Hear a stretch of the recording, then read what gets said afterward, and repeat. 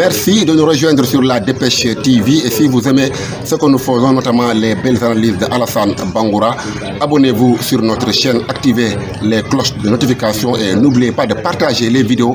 Bienvenue au Brief and Débrief numéro 6 version Euro 2020. Et nous démarrons donc par le choc entre les deux derniers champions du monde remportés par la France. 1-0 devant l'Allemagne grâce à l'unique but contre son camp de Mats Hummels.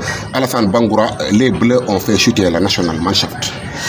Oui, on peut dire que c'est la France vraiment qui a joué le jeu, et parce que tout simplement nous avons vu une équipe de France vraiment qui était très très bien en place, parce que tout simplement France avait mis un système en place et pour contrecarrer cette équipe de l'Allemagne, parce que tout simplement l'Allemagne est venue vraiment prendre sa revanche contre cette équipe de France. Mais si vous regardez, n'est-ce pas, vraiment les tactiques des jeux des Français, et nous avons vu France a mis un système très très solide en place et pour contrecarrer cette équipe de l'Allemagne, parce que nous avons vu les deux milieux terrain français, à savoir Paul Pogba et N'Golo Kanté, qui sont les deux milieux terrain actuellement très très en forme. Et nous avons vu un Pogba qui était très très bon cette soirée là, et il a servi de sa qualité et pour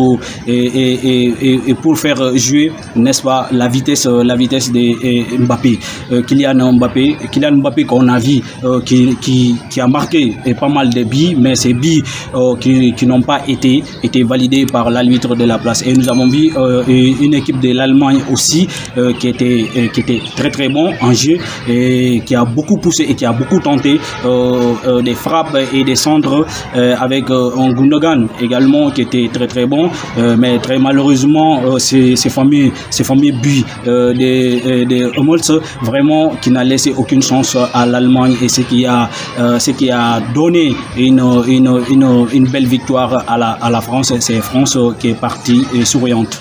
Voilà, donc la France est partie souriante après donc la première journée. Place maintenant à la deuxième journée, et c'est le pays de Galles qui s'est relancé. Donc après sa victoire face à la Turquie, les Gallois condamnent et surclassent la Turquie de Burak Yilmaz. Oui, moi je dirais que c'est la Turquie qui nous a très très surpris, parce que tout simplement on attendait beaucoup de cette équipe, mais cette équipe qui est aujourd'hui l'équipe qui a plus encaissé dans cette compétition. Turquie termine avec qui encaisse son 5e but aujourd'hui avec la deuxième journée de cette compétition. Turquie aujourd'hui ils ont joué un système de jeu vraiment qui n'est pas favorable à eux, parce qu'ils ont dominé le milieu de terrain, mais ils n'ont pas pu bénéficier, c'est-à-dire que le jeu offensif est vraiment, je peux dire que ce sont des Gallois qui ont profité de cette occasion, et malgré le pénalty raté du capitaine gallois Kael Bell, et puis nous avons vu également il a eu pas mal des occasions, mais je peux dire que l'homme fort de cette rencontre c'est Ramsey. Voilà, donc Aaron Ramsey, donc buteur lors du premier but gallois. Donc autre nation qui s'est relancée aujourd'hui, c'est la Russie. Les Russes qui ont été battus d'entrée par la Belgique 3-0. Les Russes aujourd'hui se sont rattrapés en dominant cette équipe finlandaise 1-0 grâce à leur attaquant fétiche Alexei Miranchuk. Oui, Miranchuk, il a été très très bon ce soir, et on peut dire que voilà, parce qu'il fallait parce qu'ils ne peuvent pas venir une telle compétition telle que cet euro-là et repartir comme ça et sans une victoire. Nous avons vu et ce qu'ils ont montré, et malgré des nombreux buts qu'ils ont encaissés lors de leur premier match d'ouverture, mais aujourd'hui ils se sont très très bien rattrapés, et on peut dire que voilà, ils sont bien entrés et ils peuvent espérer, n'est-ce pas, quelque chose de très positif dans cette compétition. En tout cas, on verra la suite. Voilà, donc on verra la suite. Et la suite, d'ailleurs, c'est ce deuxième match du groupe A entre l'Italie et la Suisse. Donc vous aurez demain le débrief lors de notre prochaine vidéo.